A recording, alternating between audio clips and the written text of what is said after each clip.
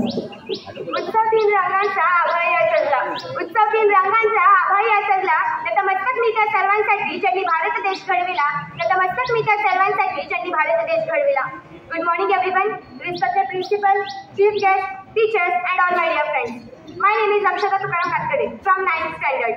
Today we all have gathered here to celebrate 78th Independence Day of our country. As we all know, it is an auspicious occasion for all Indian citizens. Today is the day when we got freedom from British rule after many years of struggle.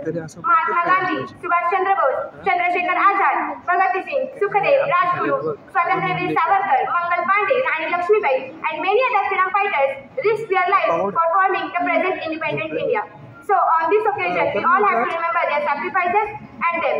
After independence, we got our fundamental rights, established democratic government, and since our country is running.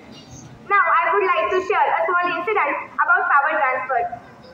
About power transfer from British to Indian government. During the independence time, our former Prime Minister Jawaharlal Nehru wanted to make a symbolic gesture of power transfer.